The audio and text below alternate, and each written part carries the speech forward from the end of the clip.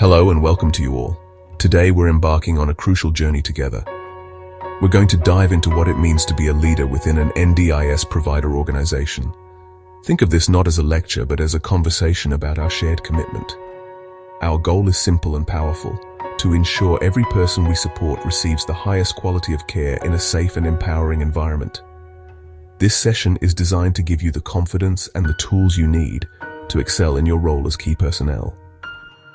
We'll break down complex topics into easy, manageable steps so you can walk away feeling prepared and inspired to make a real difference every single day. So, what does it actually mean to be key personnel in an NDIS organization? In simple terms, if you're in a leadership or management role, this is you. You are the people responsible for the overall management and governance of the organization. The NDIS Commission sees you as the guardians of quality and safety. Your responsibilities are significant, but they are also incredibly rewarding. You are accountable for making sure the services we provide meet the NDIS Practice Standards and align with the NDIS Code of Conduct. This means you have a direct influence on the quality of life of the people we support. We will explore your specific responsibilities under the NDIS Quality and Safeguards Framework. We'll look at how to build robust systems for governance and risk management. We'll also cover the essentials of incident management and worker screening. You'll learn not just the what, but the why and the how behind these important rules, all in plain, straightforward language that makes sense. To make this session practical and engaging, we'll be using real-world examples and simple scenarios. We want you to see how these principles apply to your day-to-day work. Forget dense jargon and confusing manuals. Today is about clarity and action. We'll have opportunities for group discussion, where we can share insights and learn from one another's experiences. We will even tackle a few group tasks, like identifying potential risks in a hypothetical scenario. This interactive approach ensures that the knowledge you gain today sticks with you long after our session ends, becoming a natural part of your leadership toolkit. By the end of our time together, you will have a clear roadmap for mastering NDIS compliance. You will understand how to foster a culture that is person-centered, safe, and always striving for excellence. This isn't just about ticking boxes to pass an audit. It's about embedding quality into the very DNA of our organization. It's about leading with purpose and integrity. Think of your governance system as the strong foundation of a house. Without it, everything else becomes unstable. For an NDIS provider, strong governance means having clear rules and processes that guide how we operate. It's about making sure everyone knows who is responsible for what, how decisions are made, and how we hold ourselves accountable. As key personnel, your job is to design, implement, and regularly review this foundation. This starts with creating a set of vital policies and procedures. These aren't just documents to be filed away. They are living guides that direct our daily actions and ensure consistency across the entire organization. At the very heart of everything we do in the NDIS space is a commitment to safety and respect. This commitment is formalized in two key pillars: the NDIS Code of Conduct Mandatory Worker Screening. The Code of Conduct is not just a set of rules, it's a statement of our values. It outlines expectations for how providers and workers should behave. Act with respect for individual rights, provide services safely and competently. Act with integrity, act with honesty, act with transparency. As leaders, understand the code inside and out and champion it every single day. Worker screening is our first line of defense. It is mandatory and cannot be overlooked. Before anyone starts in a risk-assessed role, they must have a valid NDIS Worker Screening check. It's a national assessment for participant safety. Have a rock-solid system to manage screening. Verify every worker's clearance. Keep accurate clearance records and expiry dates. Ensure no one starts until checks are complete and verified. Create and maintain a culture where the code is alive. Provide regular staff training on the code in practice. Use real-life scenarios to discuss difficult situations. Respect a participant's privacy while ensuring their safety. Handle disagreements with participants respectfully. These conversations build confidence and competence. Your actions send a powerful message about safety and integrity. Risk management can sound complex, but let's break it down into 4 simple, manageable steps. Identify, assess, treat, monitor. It's a continuous cycle that helps us stay ahead of potential problems. The first step, identify, is all about looking for things that could go wrong. What are the potential hazards or threats to our participants, our staff, or our organization? Participants, staff, organization. This is a team effort. We can use brainstorming sessions, review past incidents, and gather feedback from participants and staff to create a comprehensive list of potential risks. Let's do a quick group task now. Take 2 minutes to jot down 3 potential risks you might see in a participant's home. Once we have identified the risks, the next step is to assess them. This means we need to figure out 2 things for each risk: the likelihood of it happening and the severity of the consequences if it does happen. For example, a minor trip hazard like a rug corner might be highly likely to happen, but the consequence is likely to be minor. On the other hand, a worker not having the right training to use a hoist is less likely, but the consequence could be catastrophic. We can use a simple matrix, like a traffic light system of red, amber, and green, to rate each risk, which helps us prioritize which ones to focus on first. The third step is to treat the risk. This is where we put our plans into action. For each significant risk we've identified and assessed, we need to decide on a strategy to manage it. This could involve removing the hazard completely, for example, getting rid of a frayed electrical cord, reducing the likelihood of it happening, like providing extra training to staff, or minimizing the impact if it does occur, such as having clear emergency procedures. These actions are what we call controls. Your risk management plan should clearly document each risk, its assessment, and the specific controls you have put in place to treat it. Finally, the fourth step is to monitor and review. Risk management is not a set and forget activity. Things are always changing. A participant's needs might change. We might hire new staff, or we might introduce a new type of service. Therefore, we need to regularly review our risks and the effectiveness of our controls. Are our strategies working? Have any new risks emerged? This ongoing monitoring ensures our risk management system remains relevant and effective, creating a constantly evolving shield that protects everyone involved in our services. It's a cycle of continuous improvement. While risks can come from anywhere, there are several major areas NDIS providers must pay close attention to. The most serious involves the safety of participants, the risk of abuse and neglect. This is our highest priority.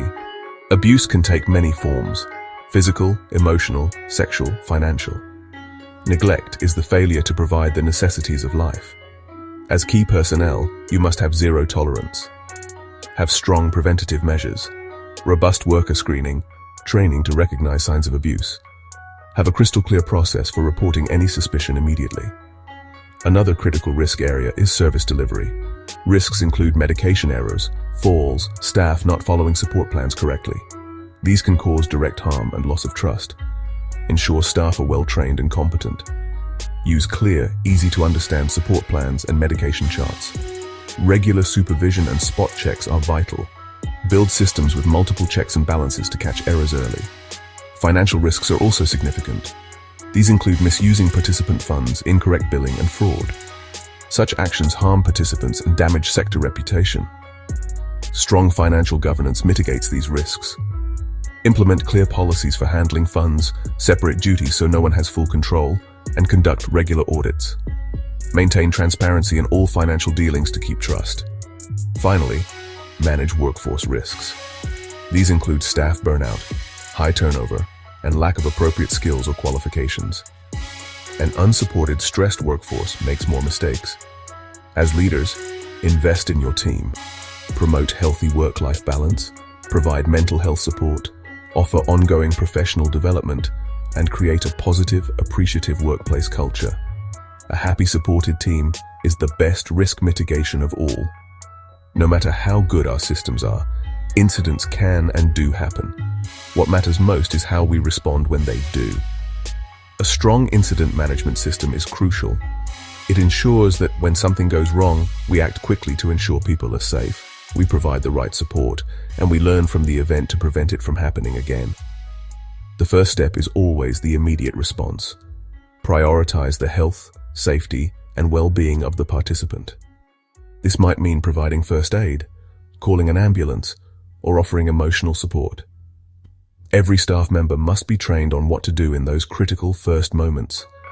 After the immediate response, The incident needs to be reported internally. We must have a simple and clear process for this. A staff member who witnesses or is involved in an incident should know exactly who to tell and what information to provide. This information should be captured on an incident report form. This form is not about blaming anyone, it's about gathering the facts. What happened? When and where did it happen? Who was involved? What was the immediate action taken? Capturing this information accurately and promptly is essential for the next steps in the process, including any external reporting requirements. This brings us to the NDIS Serious Incident Response Scheme, or SIRS. This is a national scheme that sets out our legal obligation to report certain types of serious incidents to the NDIS Commission. As key personnel, you must understand what makes an incident reportable. Reportable incidents include the death of a participant, serious injury, abuse or neglect, unlawful sexual contact, the unauthorized use of restrictive practices. The NDIS Commission has very strict timeframes for reporting, often within 24 hours, so you must be able to assess incidents quickly and accurately to determine if they meet the threshold for a SIRS report. Let's pause for a group discussion. Imagine a participant has a fall in their home during a support shift. They seem okay but have a large bruise on their arm. What are our immediate steps? Who needs to be informed? How do we decide if this is a reportable incident under SIRS? Discussing scenarios like this helps us prepare for real-life situations. Following a report, we must investigate the incident to understand the root cause. The final crucial step is to take action to improve our systems and prevent a recurrence. This closes the loop, turning a negative event into a positive opportunity for learning and improvement. Compliance isn't a destination we arrive at. It's a continuous journey of improvement. The goal is not just to meet the minimum standards, but to constantly seek out ways to do things better. This is the essence of a continuous improvement culture. It's about being proactive, not reactive. It involves regularly asking ourselves, how are we doing? Can we do this better? What are our participants telling us? As leaders, your role is to foster this mindset throughout the organization, support workers, management, to contribute ideas for improvement. This creates a dynamic and responsive service that evolves with the needs of our participants. A key tool for driving this improvement is the self-assessment. This is where we honestly evaluate our own performance against the NDIS Practice Standards. It's like giving ourselves a regular health checkup. Using the NDIS Commission's self-assessment resources, we can systematically review our systems and practices, identify our strengths, pinpoint areas where we need to improve. This process shouldn't be done by one person in a back office. It should involve input from across the organization, including direct feedback from staff, participants and families we support. Their perspective is the most valuable of all. Internal audits are another powerful mechanism for continuous improvement. These are more formal checks on specific areas of our service. For example, we might conduct an internal audit on our medication management processes, record-keeping practices.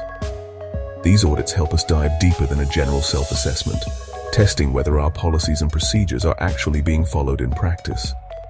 The findings from these audits provide concrete evidence of what's working and what's not, allowing us to make targeted improvements and provide additional training where it's needed most.